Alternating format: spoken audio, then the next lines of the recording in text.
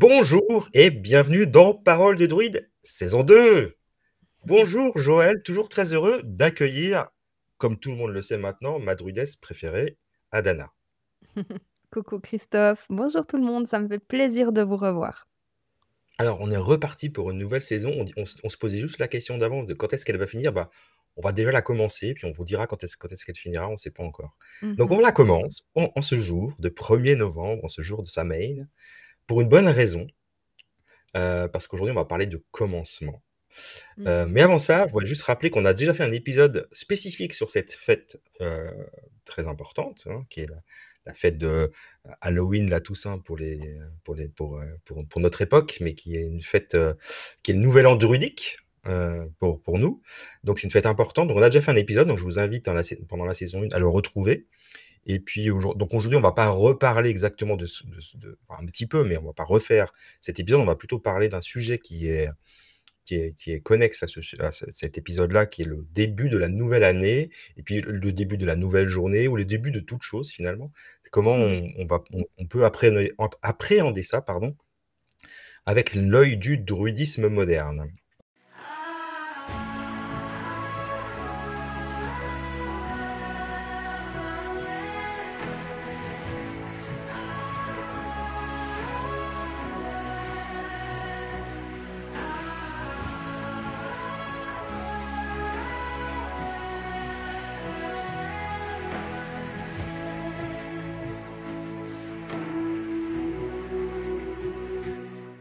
Bienvenue à Parole de druide, le podcast où la sagesse ancienne rencontre le monde moderne. Je suis Joëlle Chautan, également connue sous le nom de druidesse Adana, fondatrice de l'école de druidisme éoriane à Baule en Suisse, près de Neuchâtel. Avec mon apprenti Christophe Rousseau, nous explorons ensemble l'histoire, les légendes et les pratiques du druidisme au XXIe siècle. Rejoignez-nous dans ce voyage spirituel où nous partageons des récits inspirants des rituels ancestraux et accueillons des invités spéciaux tout en promouvant une spiritualité de paix et d'amour. Préparez-vous à découvrir les mystères et la magie du druidisme moderne. Peut-être on peut commencer par rappeler, Joël, pourquoi le début de la journée ou le début de l'année n'est pas ce qu'on entend dans notre vie quotidienne, ou ne correspond pas à ce qu'on fait dans la vie de tous les jours, si on n'est pas druide. Oui, eh bien c'est une bonne question Christophe, et c'est vrai qu'on retrouve ça pas partout, en tout cas c'est pas commun. Mais dans le druidisme, qui est la partie spirituelle de la civilisation celtique, et dans d'autres traditions de la même période, voire plus anciennes, on retrouve des notions que la journée commençait le soir au moment du coucher du soleil. Et c'est quelque chose qui est, en fait, finalement, si on y réfléchit, très fondamental. Parce qu'on peut très bien imaginer que avec le soleil qui se couche, ça nous permet d'avoir un temps d'introspection et de pouvoir ensuite, après ce temps d'introspection qui prend un temps en nous mettre en action dans la journée, qui est un temps à l'extérieur de nous. Et puis, si on va plus en arrière, on peut même imaginer que cette vision du monde, elle est basée sur l'acte de création lui-même. On peut imaginer que la création des mondes a d'abord été pensée et générée dans l'autre monde et ensuite mise dans le monde de l'action. Et on retrouve ça en fait à plein de niveaux différents, et entre autres dans l'année druidique, qui va commencer avec le début de ce qu'on appelle la saison sombre, qui est la saison où la nuit va prendre plus de place et où on va devoir, vu qu'il y a aussi moins de récoltes, on a moins de temps au champ, etc., avoir plus de temps pour s'occuper de la maisonnée et s'occuper de l'espace intérieur et préparer le terrain, entre guillemets, des nouveaux recommencements qui viendront avec le printemps dans le monde extérieur. Mais en fait, ce recommencement de maintenant au début de l'année druidique, avec le début de la saison sombre, c'est un recommencement intérieur. Et c'est vrai que dans notre société, qui est basée beaucoup sur l'aspect productif, qui est finalement visible à l'extérieur, on considère vraiment peu cette première partie nécessaire et essentielle à l'acte créatif, qui est cet espace invisible de l'avant, du premier commencement finalement. Je ne sais pas comment toi tu vis ça, Christophe. Alors, pour ce qui est du processus créatif, c'est vrai que ça nécessite quand même un moment où il faut que il faut que l'idée, l'étincelle, déjà, elle prenne un peu une espèce de forme dans la pensée. Et on sous-estime beaucoup cette partie-là. Alors moi qui fais de la gestion de projet en entreprise et de la qualité, on a la préparation des projets, elle est super importante. On pourrait considérer que c'est cette partie un peu de gestation de la partie nocturne, entre guillemets, ou sombre, mais qui est une partie bien plus importante finalement que tout le reste, parce que que ce soit un projet personnel ou un projet professionnel, le déroulement du projet, il repose vraiment, c'est la fondation finalement, les fondations de toute concrétisation d'un projet ou d'une idée. Et moi qui ai beaucoup d'idées et qui suis très créatif, je prends un grand soin maintenant à préparer ces choses-là avant de passer à l'action. Et je comprends tout à fait le concept. Ce qui était très antinomique avec l'idée je reviens à la nuit et le jour, là, à l'idée que la journée commençait au coucher du soleil, pour moi, c'était compliqué au début parce que la façon dont on est éduqué, elle est comme ça, hein, c'est qu'on rêve la nuit, on fait le bilan de sa journée, entre guillemets, enfin, en tout cas, c'est ce qu'on nous enseigne, que pendant la nuit, on fait le bilan de sa journée, et puis comme ça, le lendemain matin, on est prêt pour passer à la nouvelle. Alors c'est vrai et faux en même temps, évidemment, parce qu'on fait en effet un peu un bilan, mais en fait, on est en train de préparer déjà le lendemain avec une sorte de qu'est-ce que j'ai appris de la veille ou des jours précédents, et qu'est-ce que j'en fais de ça. Et puis tous ces rêves qu'on fait qui sont toujours plus ou moins pas toujours très compréhensibles, finalement c'est pas un bilan de la journée, c'est vraiment une préparation alors, j'allais dire de la journée suivante, non, c'est une préparation de l'action de ce qui va se passer dans la partie jour. Un peu, ouais, puis c'est un peu pareil quand on imagine le temps entre deux vies, la vie étant symboliquement le monde de l'action, et puis la mort étant symboliquement le monde de la nuit, cet autre monde, le monde invisible. Finalement, quand on meurt, on dit toujours qu'on fait un bilan de notre vie dans l'autre monde. Ben, c'est un peu la même chose, on va prendre ce temps pour faire un bilan, mais ce bilan, il va permettre de clore correctement aussi le temps d'avant, mais surtout de générer le temps d'après.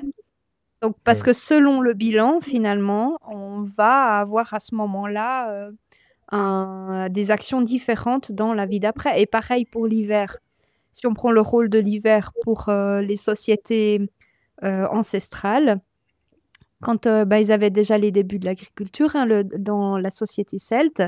Donc, selon comment la culture et l'agriculture et les cultures des graines se sont passées dans le cycle d'avant, du coup, ils vont utiliser l'hiver quand même pour parler de l'ancien cycle, malgré qu'on a recommencé une nouvelle année.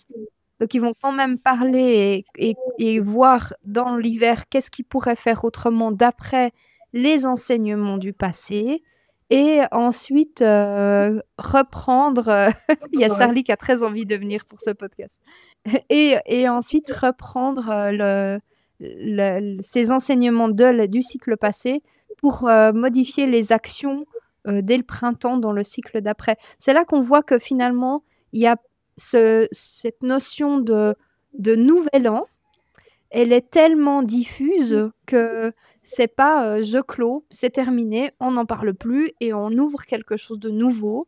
On le voit dans toutes nos actions, c'est forcément teinté de nos histoires passées et de nos actions passées. Et on ne peut pas mettre le passé de côté quand on commence quelque chose de nouveau parce que toutes nos actions seront forcément générées par des apprentissages passés qu'on n'a pas forcément envie de reproduire, où on se dit que ça fonctionnait, etc. Oui. Et c'est pareil à Samhain. C'est ça. Alors là, traditionnellement, on fait ça au 31 décembre dans notre civilisation moderne, mais chez les druides, on fait ça au 31 octobre, 1er novembre, qui, je rappelle, est quand même la fête des morts. C'est bien que c'est le début de la saison sombre, justement. Tu parlais des cycles de la vie et de la mort, ça marche bien aussi. Comme quoi, on a quand même bien hérité de nos traditions celtiques et druidiques. Mhm. Et, euh, et oui, c'est cette idée de faire un bilan des choses qu'on a fait durant l'année et de ce qu'on en retire comme leçon et de préparer l'année suivante. Et puis, il faut le temps moi, je trouve que alors, je suis pas un fan de l'automne, pour être très honnête, mais je me rends compte maintenant que ça a quand même des vertus, l'automne, et alors, l'hiver, c'est encore différent, mais sur les vertus de ce moment où on se retire un petit peu, parce que le temps nous y force, mais où on se retire un petit peu du monde et on passe en mode plutôt, prépare son hibernation. Exactement. Mais pour préparer l'année suivante, je trouve que c'est tout exactement. C'est un bon rythme physiologique et mental pour nous. J'en profite juste pour vous montrer pourquoi elle s'appelle Charlie Chaplin. Regardez, Voilà. Donc, la petite pour ceux qui n'ont pas moustache. l'image, le chat a une moustache de Charlie Chaplin, noir Oui, et blanc avec une magnifique moustache. petite moustache. Alors, je prends juste mon cahier parce qu'elle l'a fait tomber par terre. Excusez-moi.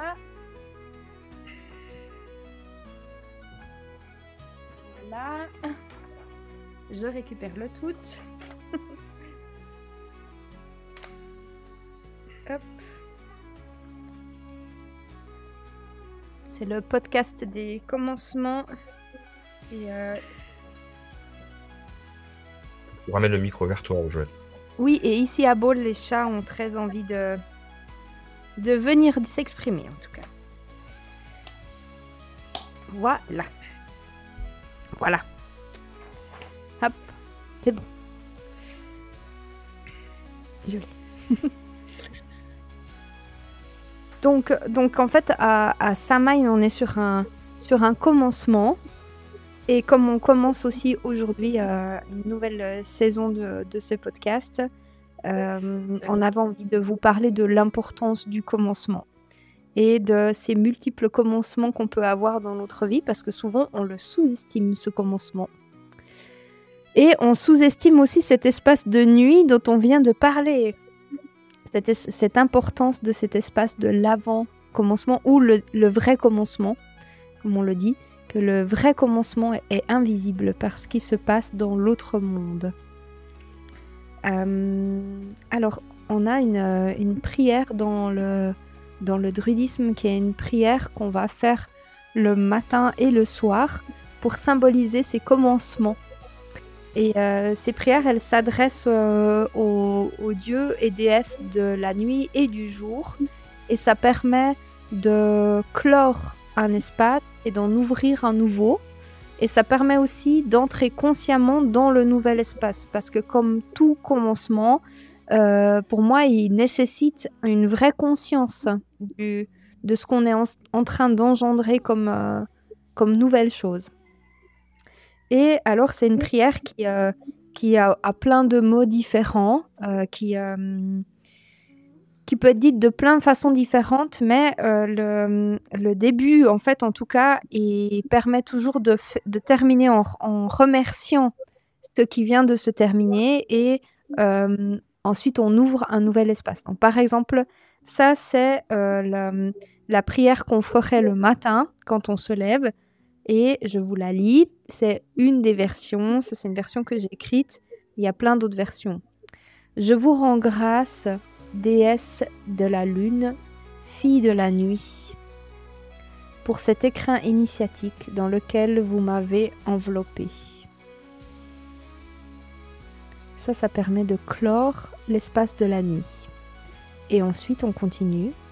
Et je vous appelle à moi, honore, Dieu du soleil, fils du jour, pour cette journée qui s'ouvre à moi.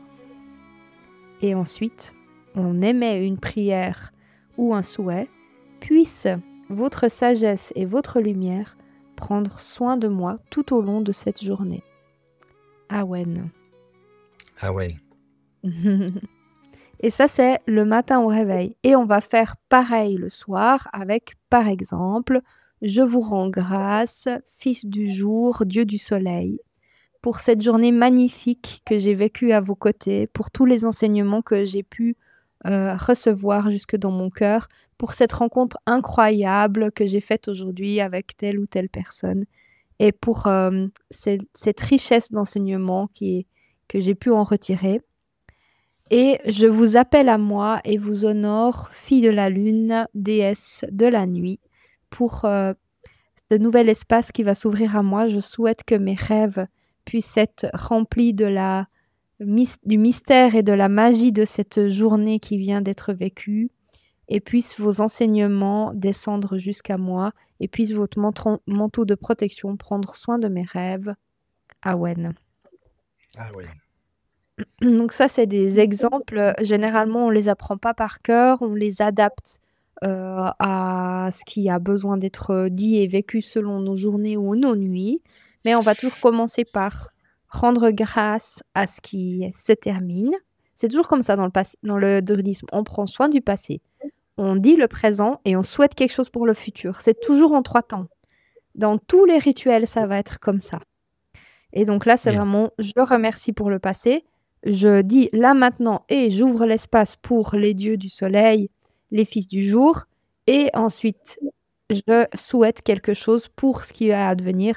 Je souhaite que ma journée, ou puissiez-vous prendre soin de ma journée de telle ou telle façon, etc. Donc ça, c'est toujours comme ça dans tous les rites. C'est extrêmement important et ça fait justement partie de cette histoire du commencement, parce que tout commencement se passe en 3 temps. Un remerciement du passé, un commencement conscient où on est vraiment présent dans ce qu'on va faire comme action, et un souhait déjà, une vision déjà du futur, pour savoir quel type de pilier on a besoin de mettre dans notre commencement pour aller vers l'action future que l'on se souhaite, vu que le futur s'inscrit dans le présent. Et il n'y a rien de pire que des commencements vaporeux comme ça, où on n'est pas très clair sur ce qu'on veut. Oui, et franchement, j'insiste. Alors déjà, je te remercie, Joël, de partager ça, parce que c'est un vrai cadeau. Ces petites prières du soir et du matin, c'est dans des vrais cadeaux. Testez, vous verrez, ça change beaucoup de choses. On va pas, c'est à chacun de expérimenter, mais c'est un vrai beau cadeau. Merci pour ça. Avec plaisir. Et en effet, ces petites prières, alors, la notion de prière, ça sera un autre sujet de discussion d'un autre podcast, parce qu'on a eu quelques échanges avec un certain Jean-Baptiste qui se reconnaîtra sur ces sujets-là. Ça me fait envie d'en discuter avec lui et avec toi. Mais bon, c'est pas le sujet du jour, mais ces petites prières sont vraiment des petits cadeaux qu'on s'offre. Et ça coûte rien du tout, hein, ça prend 2 minutes. Et j'en connais même qui s'endorment au milieu de leur prière, tellement ça les relâche le soir et leur permet de partir dans la nuit. Donc souvent, cette prière, si on la finit pas, c'est pas très grave, parce que on l'a fini pendant le sommeil, en fait, de manière inconsciente. Ouais, alors moi, je la fais souvent coucher quand je suis dans mon lit. Et c'est vrai que la prière du soir, comme il y a ce moment où finalement on se relâche et on se couche, c'est quelque chose qui, pour moi, est facile. Par contre, celle du matin, vu que je me lève, il y a mon réveil qui sonne, et j'ai tendance à me mettre dans l'action, ça me demande de justement prendre soin de ce changement d'état entre mon état de sommeil et mon état de veille, et prendre le temps de réciter cette prière à l'intérieur de mon corps quand je me lève. J'y penserai plus facilement si je me lève au moment où le soleil se lève. Je vois le soleil pointer derrière les Alpes suisses, c'est très beau depuis chez moi, j'ai une magnifique vue là-dessus. Et donc là, je vais avoir la pensée plus en déclic de cette prière.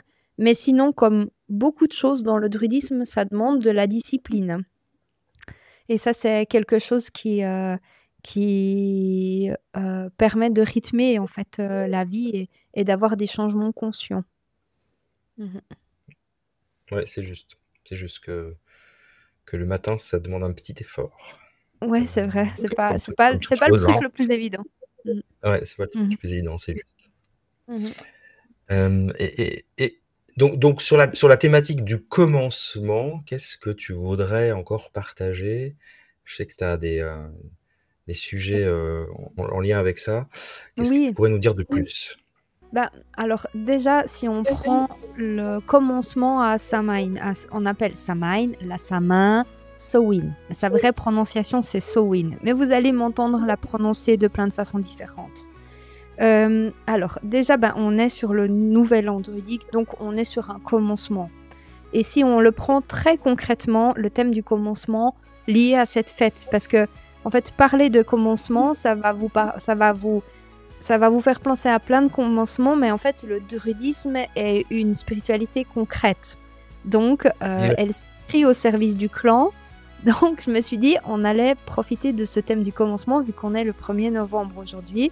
Si vous nous écoutez plus tard, vous pouvez pratiquer ça, par exemple, le jour de votre anniversaire, qui est un commencement, ou à votre nouvel an personnel, même peut-être le 1er janvier, si ça a du sens pour vous, ou à d'autres moments dans l'année quand vous débutez n'importe quelle chose. Donc, quand on commence quelque chose et qu'on débute, du coup, notre nouvelle année à Samhain. En fait, on a traversé notre mort pendant la nuit du 31 octobre au 1er novembre. Et le 31 octobre, c'est la fin de quelque chose. On clôt une année. On a généralement eu toute la période des récoltes avant pour un peu voir tous les fruits et les légumes qui sont arrivés jusqu'à nous, avec la fin des dernières pommes ou des choses comme ça qui vont tomber à cette période-là. Les arbres perdent leurs feuilles aussi jusque plus ou moins au 31 octobre. Ça dépend des altitudes dans lesquelles on est. Et le 1er novembre, on entre dans un nouvel état. Mais ce nouvel état, en fait, on le débute avec la saison sombre. Donc quelque chose de plus introspectif. Et cette saison sombre, elle va demander à ce qu'on se connecte avec notre corps d'abord. Et donc du coup, c'est important de prendre soin du corps. Donc le premier rituel qu'on va faire le 1er novembre, ça sera de faire une purification du corps. Simplement. Et cette purification du corps, on va la faire traditionnellement avec de l'argile. Donc, il y a plein de façons différentes de prendre l'argile. Il y en a qui vont le consommer un petit peu pour purifier le corps. Donc, c'est de l'argile qu'on appelle ultra-ventilée, qui est de l'argile pour l'usage interne. Et on va prendre un petit peu d'argile, par exemple une cuillère à café, dans un verre d'eau. On va la touiller, laisser poser pendant un moment et boire que l'eau de surface. Ça, c'est une des actions qu'on peut faire. Et l'autre action que moi, je recommande beaucoup plus facilement, c'est celle de nettoyer notre peau physique en faisant un bain à l'argile. Donc là, il y a plein de façons différentes et on retrouve ça aussi avec le rassoul ou d'autres techniques dans d'autres traditions où on va nettoyer le corps. On va prendre de l'argile, faire une pâte avec, donc de l'argile en poudre. On fait une pâte avec en le mélangeant avec de l'eau. Vous pouvez ajouter de l'eau de rose. Vous pouvez mettre un petit peu d'huile d'olive. Vous pouvez mettre quelques gouttes d'huile essentielle, ce que vous avez envie. Tant que c'est bon pour votre peau. Et ensuite, vous allez badigeonner ça sur tout votre corps. Et vous allez imaginer que cette argile, elle va pomper tout ce dont vous n'avez plus besoin. Donc, c'est une technique d'extraction à l'argile parce qu'elle va sécher et en séchant, elle va aspirer des choses de votre peau. Et imaginez qu'elle va pomper tout ce dont vous n'avez plus besoin, ce qui n'est plus nécessaire pour vous. Donc, généralement, on reste un petit peu de temps comme ça à être avec l'argile sur nous. Et quand on sent que l'argile a pompé ce qu'elle avait besoin de pomper, eh bien, à ce moment-là, on va aller se doucher ou se baigner. Nous, on le fait au bord du lac. Je sais, il fait froid. On est en Suisse. On n'est pas dans le sud. Mais je pense que vous avez déjà tous entendu des techniques Wim Hof et autres, comme quoi tout ce qui ne vous tue pas vous rend plus fort. Donc, vous pouvez sans autre dire à votre corps, oui, tout va bien, c'est froid, ça va aller, ça va te faire du bien. Et donc là, ce qu'on fait, c'est qu'on fait un feu au bord du lac. On va préparer une huile chaude qu'on va mettre sur notre corps après. On se badigeonne. Ensuite, après, on laisse un peu poser. On va penser à tout ce qu'on a besoin d'extraire. Ensuite, on va dans le lac. On frotte pour enlever cette argile. Allez, c'est votre challenge pour aujourd'hui. Vous nous direz qui l'a fait en commentaire avec grand plaisir. Et puis, ensuite, après, on nettoie bien tout. Et puis, quand on ressort, moi, j'ai mis dans un petit bol en terre de l'huile à chauffer légèrement près du feu et je vais me huiler le corps comme une onction sacrée. C'est une huile dans laquelle j'aurais mis quelques huiles essentielles, des plantes. J'aurais préparé cette huile un peu avant. Ça, c'est plus un travail qu'on appelle des ovates, qui est le penchant du druidisme du côté des médecines des plantes et d'autres médecines. Mais voilà, ça, c'est quelque chose qu'on peut faire et ça nous rappelle l'importance du nettoyage du corps. Et ça, c'est quelque chose qu'on voit beaucoup dans beaucoup de traditions, des périodes de jeûne, purges, des nettoyages de la peau, des ablutions. On retrouve ça partout, partout. Et nous, en fait, on a un peu perdu cette tradition. Vous savez, il y avait aussi un jour par semaine, jeûner. C'est quelque chose qu'on fait non plus du tout. Ces périodes, les nettoyages du printemps, les cures de printemps, c'est toutes des choses qu'on fait plus. Ces changements d'état qu'on a besoin de finalement vivre. Donc la période du Nouvel An, elle peut servir à ça. Et elle sert à redonner un nouvel état aux fondations. Et les fondations, c'est extrêmement important pour la deuxième chose qui vient avec le Nouvel An, c'est les intentions que l'on pose. Mais les intentions que l'on pose quand il y a un Nouvel An, elles ont besoin de s'appuyer sur quelque chose de stable et de solide. Donc imaginez que vous voulez faire un nouveau dessin pour représenter, je ne sais pas, vous voulez redessiner votre intérieur. Admettons que vous voulez dessiner quelque chose de nouveau, changer quelque chose, vous voulez redessiner votre intérieur. Mais la feuille sur laquelle vous voulez redessiner votre intérieur, elle est remplie de taches de café et de vin rouge des dernières fêtes que vous avez fait à la maison. Ça va pas être à l'image de ce que vous vous souhaitez et surtout, ça n'aura pas vraiment de crédit. Ça ne sera pas crédible non plus du tout d'aller présenter ça à quelqu'un. Parce qu'en fait, le support sur lequel on va déposer le projet, il n'est pas fait à l'image du projet que l'on se souhaite. Et l'idée, c'est pas du tout de condamner le corps, mais c'est de lui offrir un espace pour pouvoir accueillir quelque chose de nouveau. Et pour accueillir quelque chose de nouveau, il faut faire de la place. C'est le fameux truc de dire qu'on est obligé de clore quelque chose quand on veut commencer quelque chose. L'autre jour, j'ai eu en soin quelqu'un, j'ai posé mes mains sur lui et j'étais là, mais il y a 50 portes ouvertes à l'intérieur de vous. Puis il me dit, oui, c'est vrai, j'ai eu plein de projets, mais je suis sûre qu'un jour, je vais les développer. Puis j'étais là, mais vous êtes complètement perdu. C'est plus possible de développer quelque chose de nouveau quand il y a 50 portes ouvertes. Votre énergie, elle va dans 50 directions simultanément. Comment voulez-vous condenser pour réussir à aller dans un truc et condenser un peu le flux dans la bonne direction? Et pour condenser ce flux dans la bonne direction, ça demande de fermer des choses qui se nourrissaient du flux avant dont on n'a plus besoin. Ça, c'est typiquement quand on fait le rituel d'argile, ça sert à ça.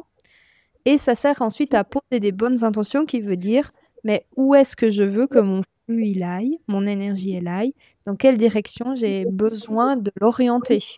Et ça demande aussi de clarifier nos pensées. Qu'est-ce que tu penses de ça, toi, Christophe, l'importance de la clarification des pensées? Ouais. Ce que je trouve intéressant dans ce que tu viens de dire, c'est le fait d'avoir plein de portes ouvertes. C'est que c'est bien d'avoir des projets, mais si on les concrétise pas, ça laisse plein de portes ouvertes et du coup, ça peut vite. Moi, je sais que je me connais. Si j'ai trop de choses en même temps, en parallèle, je peux vite me sentir submergé. Les Anglais disent overwhelmed, hein, c'est vraiment cette idée de et du coup ça tue toute la créativité d'ailleurs. Donc le fait d'amener jusqu'au bout les projets les uns après les autres, après il y en a qui peuvent emmener en parallèle, mais peu importe, et de pouvoir les fermer, de les réaliser, que ce soit réussi ou pas réussi, on s'en fout, c'est pas le sujet, hein. C'est juste j'ai été au bout de ma démarche, j'ai fait ce que je pensais être bien pour moi, je l'ai fait, puis je peux fermer cette porte et enchaîner une nouvelle. Et puis, du coup, les gens, tu sais, les gens qui sont toujours dans la création, mais dans la partie mentale, et qui ne matérialisent pas dans nos dimensions actuelles, il y a beaucoup, hein, on appelle ça des rêveurs, et puis on peut rêver longtemps comme ça, mais on ne se réalise pas. Et ce que j'aime bien si je fais le parallèle avec le druidisme, c'est que dans le druidisme, on se révèle par créer des choses. Mhm. On parlait de l'art, hein, dans le druidisme, c'est super important. Donc, quel que soit le type de création, mais de créer. Toi, je sais que tu fais beaucoup de poterie en ce moment, t'adores faire ça, tu nous montres des Mhm. magnifiques poteries. Voilà, tu vas jusqu'au bout de la création, puis ça se concrétise en quelque chose de. Alors, ça peut être concret et matériel, ça peut être après des choses plus immatérielles. Ce podcast est une création, typiquement. Mhm. Euh, donc oui, oui, le fait de poser l'intention et de créer.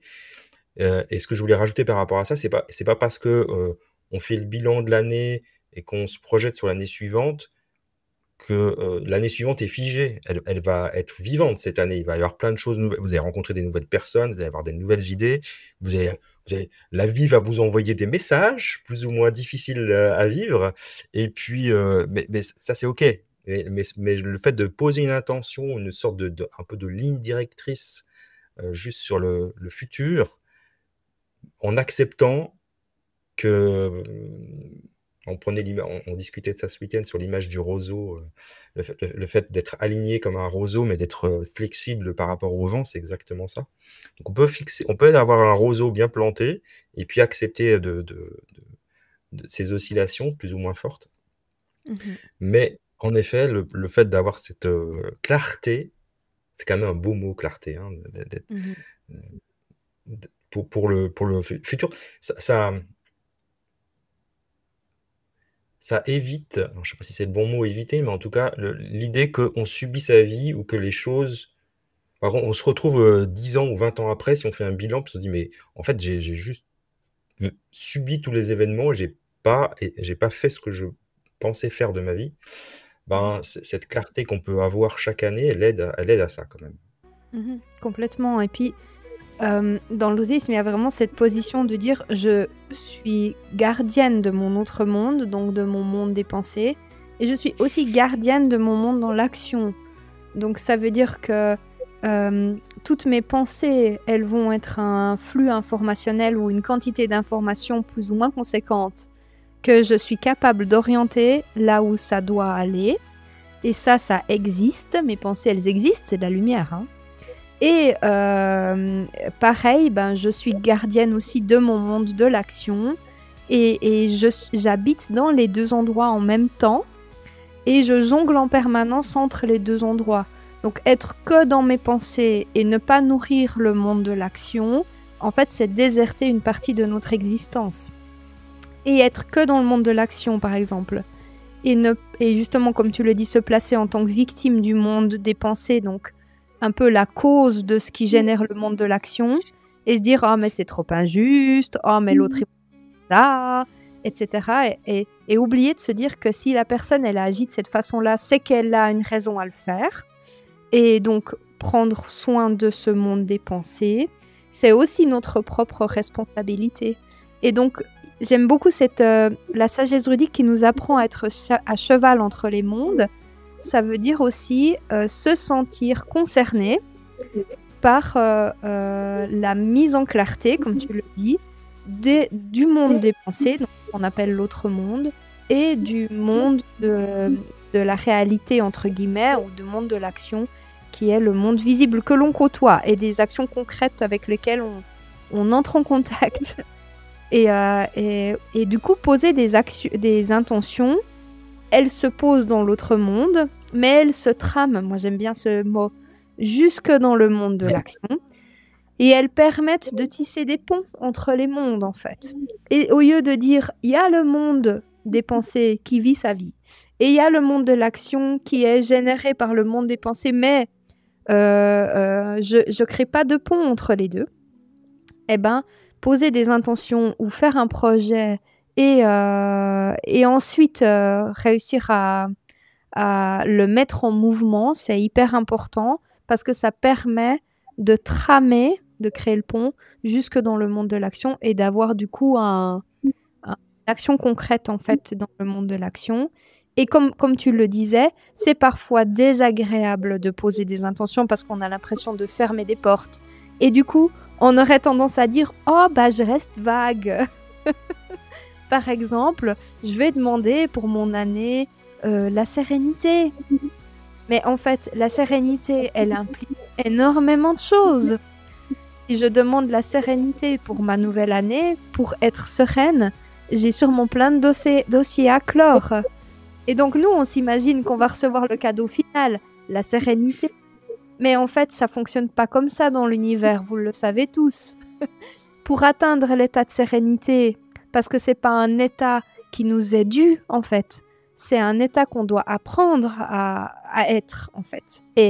Et donc, du coup, pour pouvoir atteindre cet état, il y a plein de dossiers à clore. Et pour clore ces dossiers, il va falloir vivre des expériences. Et peut-être qu'on va vivre, entre guillemets, la pire année de notre vie, alors qu'on a demandé la sérénité, puis on se dit « Ah, mais foutues intentions, j'ai vraiment pas bien tramé mon histoire. » Alors que si, on l'a très bien tramé, on n'a pas posé l'intention suffisamment claire sur ce qu'on se souhaitait vraiment.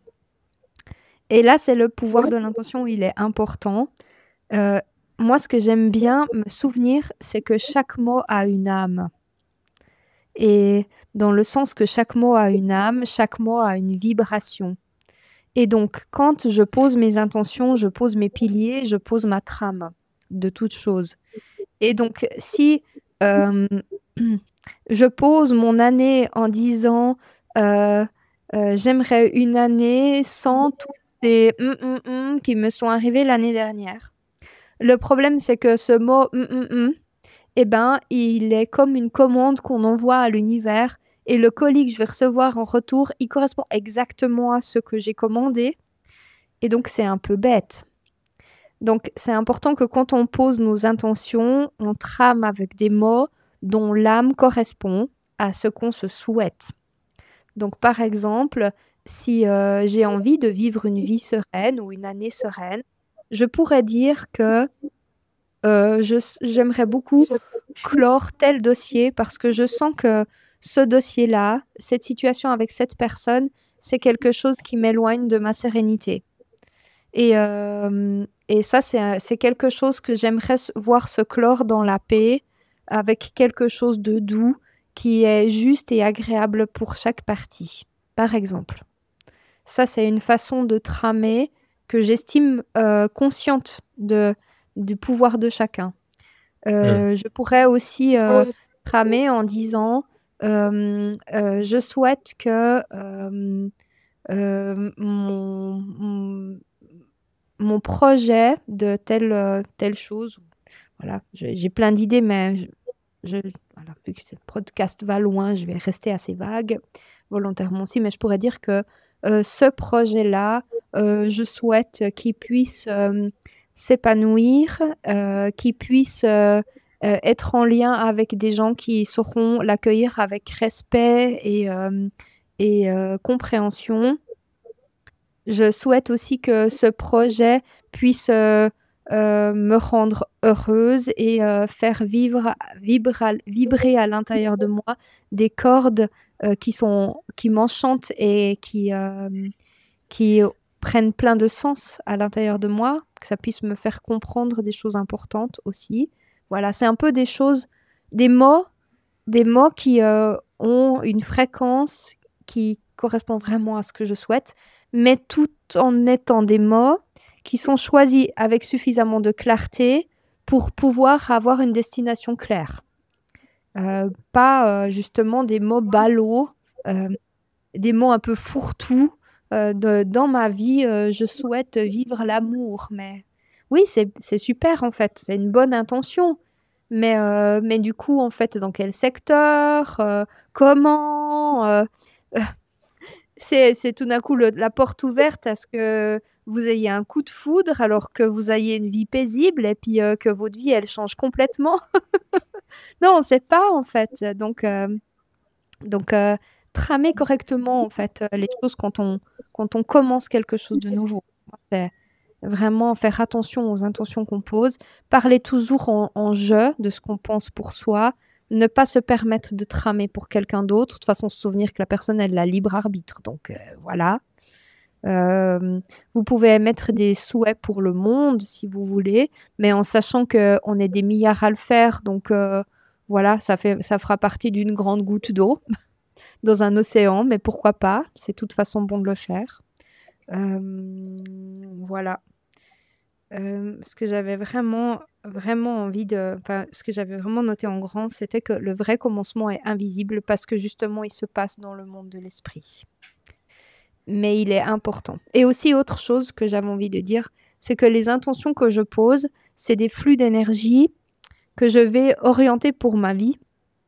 Et donc, les intentions que je pose, et vous avez vu avant, j'ai eu la vigilance de ne pas vous parler de certaines intentions que j'aurais tendance à poser, de rester vague, parce que les intentions que je pose, c'est un flux d'énergie que j'envoie dans une direction. Et plus je partage ce flux d'énergie, parce que c'est une forme de lumière, plus en fait elle va se disperser. Donc si par exemple vous avez un projet ou quelque chose qui vous est cher, stabilisez-le bien à l'intérieur de vous, ancrez-le bien à l'intérieur de votre être, sentez bien qu'il vibre en vous, posez des intentions claires à ce sujet, et quand vous sentez qu'il est déjà présent dans le monde extérieur, à ce moment-là, vous pouvez en parler. Par exemple, quand j'ai le projet d'un livre, je ne vais pas parler du projet du livre avant d'avoir commencé à l'écrire et d'être déjà bien avancé dans mon écriture. Parce que j'ai remarqué que quand je parle d'un projet d'un livre avant d'avoir commencé vraiment concrètement à l'écrire, eh ben, je disperse son énergie et il y a de fortes chances qu'il n'aboutisse jamais. Parce que le monde des pensées est rempli d'échanges énergétiques qui vont dans tous les sens. Ouais, en fait, je confirme. Hein, moi, j'ai eu ce petit défaut d'être très excité par des projets et d'en parler avant qu'ils soient très concrets, sur les livres en particulier. Et du coup, ouais, ça se passe pas toujours aussi bien. Donc maintenant, je fais très attention d'avoir presque le premier draft, en tout cas le plan, voire le premier draft décrit. Puis là, j'ai quelque chose de concret et je me dis, bon, là, je peux commencer à en parler parce que peut-être j'ai besoin d'aide d'une personne ou d'une autre sur un sujet que je voudrais approfondir, etc. Et puis, on peut commencer à activer le réseau pour chercher un éditeur, enfin, toutes ces choses-là. Mais c'est vrai que en parler trop vite d'un projet, c'est exactement, je rebondis sur ça, c'est exactement les vœux qu'on fait au 31 décembre, il faut les garder pour soi. Il ne faut pas juste en parler au voisin ou à son conjoint ou sa conjointe parce que il y a peu de chances que ça marche. C'est ça. Il faut prendre le temps de maturer le truc, de commencer de prendre le temps de passer la nuit avant de pouvoir le concrétiser dans le jour et de même avancer un petit peu dans le jour avant de l'offrir au monde. C'est exactement ça. Puis il y a, tu sais, c'est vraiment, on retrouve ça, même les enfants, ils disent, quand on fait un vœu à une étoile filante, faut pas le dire. Tu vois, on retrouve ce truc, hein, en fait, dedans. Ou alors quand on fait un vœu, quand on souffle une bougie au moment de l'anniversaire, et puis il faut pas dire qu'on veut, en fait. Mais c'est exactement ça, c'est vraiment juste. C'est que dès le moment où on le partage, en fait, les pensées et le verbe étant une énergie, et bien du coup, ça va se disperser. Et moi, je suis très attentive au commencement des choses. Si par exemple, j'ai le projet de réaliser quelque chose, je vais hyper bien le structurer en moi, faire mon plan, sentir qu'il est bien existant, le générer, comme tu le dis, déjà dans le monde de l'action. Et à ce moment-là, j'en parle.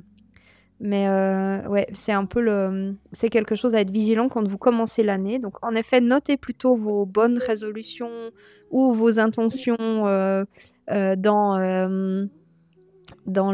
un cahier. Ou moi, j'ai un grimoire, en fait. Et donc, j'écris ça dans un grimoire qui n'est pas un grimoire où il y a que des recettes magiques, mais c'est un peu aussi mon cahier de vie, en fait. C'est les intentions que je pose d'année en année. Et j'ai cette page qui est dédiée à ce que je souhaite pour mon année. Et à la fin de l'année, ça me permet de la relire et de me dire « Ah ouais, il y a ça. C'est vrai que ça a bien bougé. Ah bah ça, je pourrais encore un petit peu affiner pour le cycle d'après, etc. » C'est important. Voilà, ça, j'avais appelé ça « Veiller au premier pas ». Mais c'est vrai que c'est très important. Donc voilà, quand vous commencez votre nouvelle année, gardez bien ça pour vous, structurez-le bien en vous. Ressentez aussi comment vous pourriez déjà faire pour faire bouger ces choses concrètement. Et aussi poser des intentions, c'est une chose, mais ensuite ça demande aussi à nous d'avoir cette fameuse discipline qui dit ben, Mm. je m'engage envers moi-même. C'est un peu, de nouveau, cette histoire des bonnes résolutions. Je vais arrêter de fumer. Oui, bon, déjà, on nous dit le mot fumer, c'est déjà mal barre, hein, parce que chaque mot ayant une âme, bref. Mais du coup, ça serait une autre phrase qu'il faudrait pouvoir trouver. Moi-même ne fumant pas, je peux pas la trouver à votre place, mais je vous laisse réfléchir. Si vous avez des idées, n'hésitez pas à nous les mettre aussi par écrit, ça peut intéresser d'autres personnes. Mais tout ça pour dire, c'est que ces mots que l'on pose, ils ont vraiment une force et on va du coup les inscrire et ensuite on va s'engager envers nous-mêmes à se mettre en chemin pour honorer les intentions qu'on pose. On va pas juste attendre que l'univers envoie le colis. Parce que sinon, c'est possible que le jour où il sonne à la porte, que le livreur soit là, il n'y a personne, hein. Donc voilà, c'est aussi une discipline et un engagement envers soi-même. De nouveau, comme on le disait au tout début de cet épisode, on est responsable de tenir l'énergie dans nos deux mondes, dans le monde de la pensée et dans le monde de l'action. Et on ne peut pas juste attendre que ça se passe. On a un état de vigilance, de clarté, comme tu le disais. C'est un mot aussi que j'aime beaucoup, Christophe. La clarté, c'est un état de clarté. Et un état de discipline, même si on n'aime pas ce mot, mais moi, en fait, j'ai appris à l'aimer, le mot discipline, parce qu'on l'associe à l'école. Mais en fait, en vrai, moi, j'aime le mot discipline parce que dans toute pratique spirituelle, ça demande de la discipline et de la rigueur. Et en fait, c'est un chemin qui est exigeant, mais la vie est exigeante, quoi qu'il soit. Donc, autant d'être un petit peu avec un état de clarté face aux événements qui se passent pour nous. Voilà. Exactement. Et à propos de mots, est-ce qu'on n'aurait pas une jolie triade à partager avec cette belle communauté? Oui, il y a la triade sur le thème du commencement que je vais vous lire. Donc, le thème, les triades, du coup, on vous rappelle que pour ceux qui nous rejoignent pour cette saison, c'est une façon de s'exprimer en 3 points qui permet de mieux se souvenir quand on exprime les choses en 3 points et ça honore les 3 mondes. Les triades étaient des façons de s'exprimer très communes dans le druidisme. 3 soins pour chaque commencement. Honorer le premier pas comme on arrose une graine. Recommencer avec patience comme on polit la pierre. Veiller sur l'élan nouveau comme on protège une flamme fragile. Je vous le relis. 3 soins pour chaque commencement. Honorer le premier pas comme on arrose une graine. Recommencer avec patience comme on polit la pierre. Veiller sur l'élan nouveau comme on protège une flamme fragile. Voilà. C'est toujours très... j'adore. C'est toujours très poétique et très puissant en même temps. Et puis, ça résume bien tout ce qu'on vient de dire finalement durant ce premier épisode. Merci beaucoup pour ce partage. C'était toujours très joli et très pertinent. Est-ce que on a quelque chose à ajouter sur ce thème du commencement? Moi, en fait, Ou est-ce qu'on a fait le j'aurais tour? envie de leur rajouter, juste de souhaiter à tout le monde une merveilleuse nouvelle année druidique et un très bon commencement. Exactement. Alors, je vous souhaite la même chose. Très bon commencement, très belle nouvelle année et on se retrouve la semaine prochaine pour un nouvel épisode. Oui, à bientôt. À bientôt.